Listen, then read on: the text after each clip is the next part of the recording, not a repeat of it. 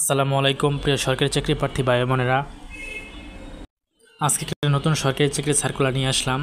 সার্কুলারটি হলো বাংলাদেশ ধান গবেষণা ইনস্টিটিউট নিয়োগ বিজ্ঞপ্তি 2025 BRRI জব সার্কুলার 2025। তো যারা এটাতে আবেদন করতে চান তাহলে অবশ্যই ভিডিওটি শুরু থেকে শেষ পর্যন্ত দেখুন। তার কারণ হলো এই ভিডিওতে আমি আলোচনা করব আবেদন শুরু কবে, শেষ কবে, কী কী কাগজপত্র লাগবে, সব কিন্তু বিস্তারিত আলোচনা করা হবে। তো যাই হোক, এটা কিন্তু 6 অক্টোবর 2025 তারিখে প্রকাশ পেয়েছে।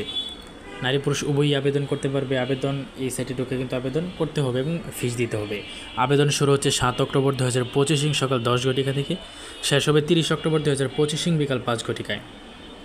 ওকে, এখন আমরা এখানে বিস্তারিত পড়ব। দেখতে পাচ্ছেন ধান গবেষণা সরকারি চাকরি, স্থায়ী সরকারি চাকরি। মোট লোক সংখ্যা জব ক্যাটাগরি প্রায় 27,500, মানে 33টি জব ক্যাটাগরিতে। আর পাস হচ্ছে অনেকটি আছে, আমরা এটা পড়বো এখন।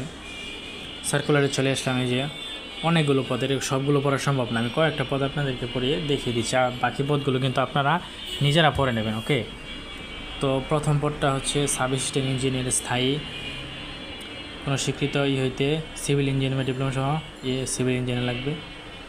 তো এটা আপনি এই যে পড়ে নেবেন। হ্যাঁ, মানে আমার উদ্দেশ্য হলো আপনাদেরকে সার্কুলারটা জাস্ট দেখিয়ে দেওয়া, আর কীভাবে আবেদন করবেন এটা কিন্তু আপনারা নিজেরাই ইউটিউবে সার্চ দিয়ে কিন্তু করতে পারেন।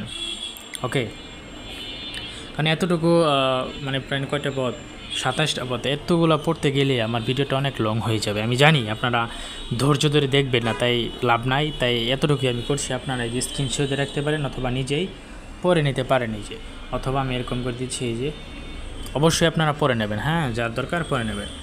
আর এতে কিন্তু কী পাস লাগবে এখানে কিন্তু বলা আছে, এই যে 8ম শ্রেণী SSC HSC স্নাতক পাস লাগবে। ওকে, তো এখন আমরা একটু পড়ব কী কী কাগজপত্র লাগে, ফিস কীভাবে দেবেন, এখানে সবই দেওয়া আছে। এই দেখতে পাচ্ছেন কাগজপত্র সবই দেওয়া আছে, আপনারা একটু পড়ে নেবেন কষ্ট করে। ওকে, পড়ে নেবেন।